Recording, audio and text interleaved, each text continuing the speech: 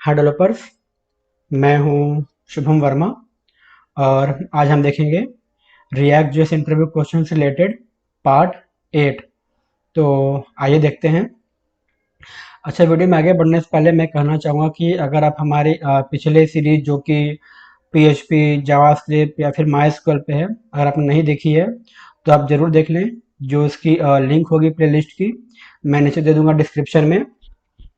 और जो हमारी वेबसाइट है प्रोग्रामिंग पाथ डॉट इन, आप जा करके वहाँ भी चेक कर सकते हैं। वहाँ भी हमने काफ़ी सारे टेक्नोलॉजीज के इंटरव्यू क्वेश्चन प्रिपेयर किए हैं, जैसे लारावेल, कोडिंग नाइटर और आपके node JS, react JS, TypeScript, angular JS, इन सभी के आपको वहाँ पे भी इंटरव्यू क्वेश्चन मिल जाएंगे। साथ ही साथ आपको प्रैक्टिस सेक्शन भी मिल जाएगा, जहाँ पे आप प्रैक्टिस भी कर सकते हैं एमसीक्यू टाइप के क्वेश्चन के। ठीक है, तो आइए आज का टॉपिक स्टार्ट करते हैं।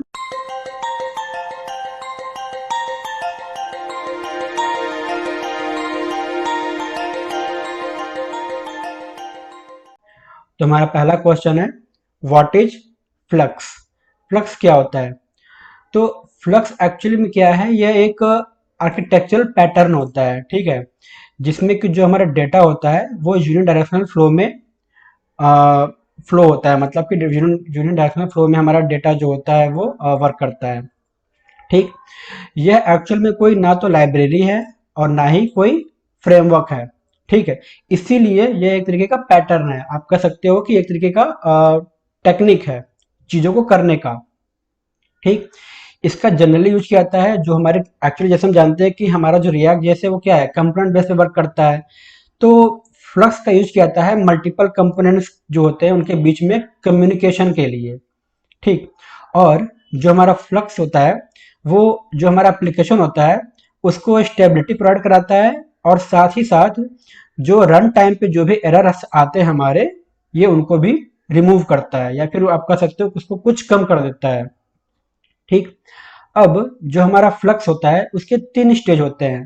पहला है डिस्पैचर, दूसरा स्टोर और तीसरा व्यूज। ठीक है, अगला क्वेश्चन देखते हैं। What is dispatcher, stores and views in flux. ठीक, तो डिस्पैचर, स्टोर और जो व्यूज होते हैं वो क्या होते हैं फ्लक्स में। तो सबसे पहले हम लोग देखते हैं डिस्पैचर। ठीक, तो डिस्पैचर आप कह सकते हैं कि ये जैसे कि आपने कोई भी बटन पे क्लिक किया, या फिर जैसे जैसे हम लोग जानते हैं कि यूजर कोई एक्टिविटी परफॉर्म करता है। सपोज आपने ऐड टू कार्ट किया। ठीक, ऐड टू कार्ट क्या है, ये एक तरीके की एक्टिविटी होती है। ठीक है, ये एक तरीके का एक्शन है। अब जैसा हम जानते हैं कि इसमें 3 स्टेज होते हैं, डिस्पैचर, स्टोर्स और व्यू। अब जब यूजर ऐड टू कार्ट करता है, तो ऐड टू कार्ट करते समय जो हमारा एक्शन होता है वो स्टोर के पास कैसे जाएगा।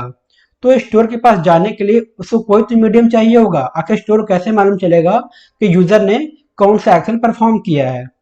तो स्टोर के पास जो एक्शन जाता है, यूजर जो भी एक्शन लेता है, तो वो जो एक्शन स्टोर के पास जाता है वो जाता है डिस्पैचर के थ्रू ही। ठीक, जैसा कि आपको नाम से ही लग रहा होगा, डिस्पैचर मतलब इसका काम ही होता है चीजों को डिस्पैच करना। ठीक, तो ये क्या करता है, जब भी कोई यूजर कोई भी एक्शन लेता है, कोई भी एक्टिविटी परफॉर्म करता है, तो उसकी एक्शन या फिर उसकी एक्टिविटी को स्टोर तक पहुंचाने का काम ही मेरा डिस्पैचर करता है। ठीक, तो अब यहाँ पे क्या हो रहा है कि उसने क्या किया, जो भी एक्शन है उसको पहुंचा दिया स्टोर के पास, और स्टोर क्या करता है, वो उस चीज को अपने पास रजिस्टर कर लेता है।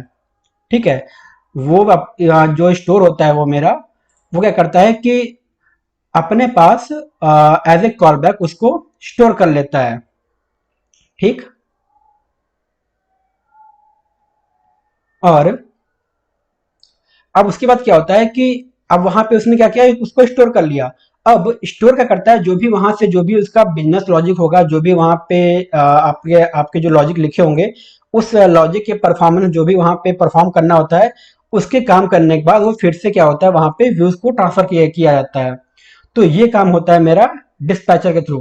मतलब डिस्पैचर ने क्या क्या किया कि जो भी यूजर ने एक्शन परफॉर्म किया, उस एक्शन को उसने क्या किया, स्टोर के पास भेज दिया। अब सारा काम वहां पे स्टोर का होता है। ठीक, तो डिस्पैचर काम केवल डेटा को यहां से वहां भेजना होता है बस। अब आते हैं स्टोर पे। स्टोर क्या होता है? स्टोर जो होता है वो हमारा एक्चुअली में जो भी बिजनेस लॉजिक होते हैं वो सारे बिजनेस लॉजिक हमारे स्टेट में ही लिखे होते हैं। ठीक, जैसा कि फॉर एग्जांपल आपने एमवीसी का नाम सुना होगा, मॉडल, व्यू और कंट्रोलर।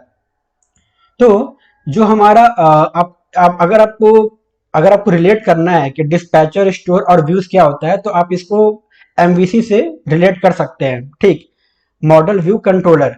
आप कह सकते हो जो मेरा कंट्रोलर है वो हो गया एक तरीके से डिस्पैचर, जो हमारा मॉडल है वो हो गया एक तरीके से स्टोर्स, और जो हमारा व्यू है वो तो खैर हमारा व्यू है ही।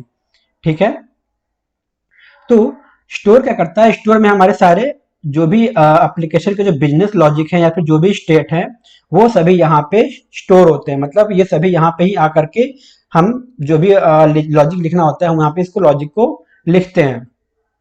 ठीक है, और अब यहाँ से जो भी लॉजिक हमने लिखा, जो भी यहाँ पे हमने अपना आपको ऑपरेशन परफॉर्म करना होता है, जो भी आपने ऑपरेशन परफॉर्म किया, अब उसके बाद जो डेटा होता है वो मेरा डेटा फिर से यहाँ से वापस चला आता है मेरा जो व्यू पार्ट होता है वहां पे। ठीक, अब हम आते हैं व्यू पे। व्यू जैसा कि नॉर्मली हम लोग जानते हैं कि एक इसको एज ए कंट्रोलर व्यू हम लोग भी बोलते हैं। ठीक है, जो भी हमारा स्टोर में जो भी बिजनेस लॉजिक लिखी हुई होती है वो सभी बिजनेस लॉजिक जो भी एक्शन परफॉर्म होता है उसके बाद अगला जो भी स्टेप होता है वो हमको व्यू में ही दिखता है। जैसे कि हमने एड टू कार्ट का एग्जांपल लिया था, एड टू कार्ट हमने किया, एड टू कार्ट में क्या हुआ, जो हमारा डिस्पैचर है वो एक्शन या फिर एक्टिविटी को स्टोर के पास भेजा। स्टोर ने क्या किया, वहां पे अपना फिर से जो भी उसका ऑपरेशन परफॉर्म करना था उसने ऑपरेशन परफॉर्म किया, मतलब उसको डेटाबेस में एंट्री किया या फिर उसको उसको जहां भी उसको एक्टिविटी करनी थी वो अपना एक्टिविटी परफॉर्म किया स्टोर में, और फिर से वो क्या किया, व्यू के पास आपको भेज दिया। तो व्यू में आपको ऐड टू कार्ट का जो आपका सेक्शन होगा, जो भी आपका बटन होगा, मेन्यू जो भी होगी, आपको वहां पे आपको आपका प्रोडक्ट दिख जाता है। तो इस तरीके से मेरा जो फ्लक्स होता है वो वर्क करता है। ठीक है, तो आपको क्लियर हो गया होगा कि एक्चुअली मेरा डिस्पैचर, स्टोर्स और व्यू जो होता है वो क्या होता है। तो आप सिंपल इसको एमवीसी से रिलेट कर सकते हैं। फिर से, जो मेरा डिस्पैचर है, ठीक, वो आपका एज ए कंट्रोलर हो गया, जो हमारा स्टोर्स है वो आपका मॉडल हो गया, और जो मेरा व्यूज है वो तो व्यूज है ही, जो एक्चुअली हमको दिखता है, हमारे सामने दिखता है, वो आपका व्यूज हो गया। ठीक है, जो व्यू होता है ऑब्वियसली मेरा डेटा जो होता है वो स्टोर से कैप्चर करता है। ठीक, क्लियर। अगला क्वेश्चन है एडवांटेज ऑफ फ्लक्स। फ्लक्स का क्या एडवांटेज होता है? तो जैसा हमने पहले देखा था, फ्लक्स एक्चुअली में क्या होता है कि इसमें जो डेटा होता है वो यूनिडायरेक्शनल फ्लो में होता है। ठीक, जिसको समझना काफी ज्यादा आसान होता है। ठीक है, और जो हमारा फ्लक्स होता है वो एक्चुअली एक तरीके से मॉडल व्यू कंट्रोलर के आर्किटेक्चर पे वर्क करता है। इसलिए हम लोग इस चीज को आसानी से रिलेट कर सकते हैं एमवीसी से, क्योंकि इस फील्ड मतलब अगर आप रिएक्ट पे हैं या फिर अगर आपने कोई भी इसके पहले किसी और टेक्नोलॉजी पर अगर आपने वर्क किया होगा, जैसे आपने पीएचपी वर्क किया होगा, अगर आपने पीएचपी वर्क किया होगा तो, या फिर अगर आपने कोई और भी टेक्नोलॉजी वर्क किया होगा तो आपको पता होगा एमवीसी क्या होता है। ठीक, तो हम लोग आसानी से उस एमवीसी से इस फ्लक्स को रिलेट कर सकते हैं। इसकी वजह से क्या होता है कि फ्लक्स को समझना थोड़ा सा और आसान हो जाता है। ठीक है, इसको मेंटेन करना भी काफी ज्यादा इजी होता है, और इसके जो भी पार्ट्स होते हैं वो डिकपल हो जाता है आसानी से। ठीक है, इसके जो भी पार्ट होते हैं वो डिकपल होते हैं।